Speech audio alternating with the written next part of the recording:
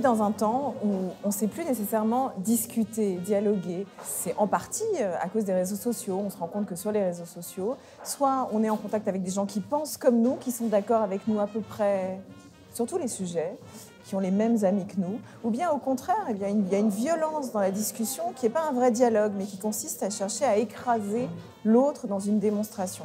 Et on s'est dit à Ténois qu'il était peut-être temps de se rencontrer pour débattre, un peu comme dans le Talmud, quand il y a en permanence ce qu'on appelle une marloquette, un débat d'idées, qui fait qu'on n'est pas d'accord, mais qu'on va s'élever dans ce désaccord et confronter les idées des uns et de l'autre avec le texte.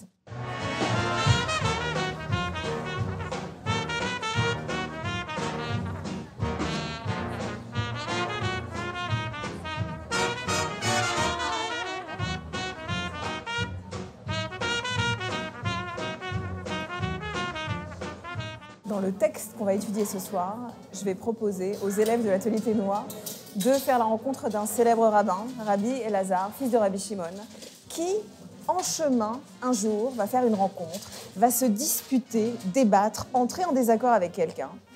Et cette rencontre va radicalement changer sa vie. Il ne sera plus le même. Et j'espère qu'à l'issue de la soirée, ceux qui ont étudié ce texte auront eux aussi un peu changé ou changé d'avis grâce à l'art de la chavrota, au débat talmudique. Pour moi, ce soir, c'était les multiples regards que l'on peut poser sur soi, le risque d'enfermement dans une tour de la vérité. Et puis, cette idée que finalement, tout ça est une sorte de, je sais pas, de parcours initiatique d'un homme entre deux étapes de sa vie. Il faut se remettre dans une situation difficile une deuxième fois pour comprendre qu'on a évolué ou qu'il y a eu une transformation. Et c'est ce que vit ce rabbin dans le texte et ça m'a beaucoup touchée. C'est pas juste Delphine qui donne un cours magistral, même si elle finit par donner son avis, évidemment. Elle prend quand même les avis, on réfléchit ensemble et je pense qu'elle se nourrit aussi de cette réflexion commune pour alimenter en direct sa réflexion préalable sur le texte. Alors ça va vous paraître un petit peu exagéré, mais en fait, ça l'est pas.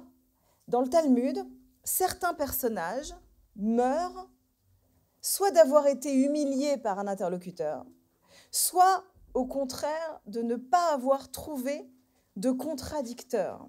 Et le Talmud énonce alors un principe qui pourrait bien être le principe de l'atelier Ténois si on gravait quelque chose sur la porte d'entrée. Chavrota o mitota. L'accord ou la vie. Le désaccord ou la mort. Rien n'est plus dangereux que d'avoir raison. Et c'est ça la raison talmudique. Pour moi, ce moment de Ténois, ce rendez-vous, c'est l'occasion de montrer que le fait de se confronter au texte peut être un révélateur de sens sur la vie qu'on mène au quotidien. Les gens qui viennent là pour discuter avec d'autres et pas uniquement pour renforcer leur certitude. La capacité en particulier de Delphine, mais de toujours ramener au présent en fait, ces textes et d'interroger des questions d'actualité. Une sorte de joyeux bazar, mais très intelligent en même temps. C'est sérieux sans se prendre au sérieux.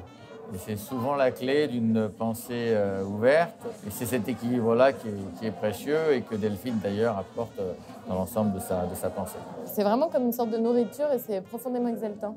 Je reviendrai. Enfin, si je suis acceptée.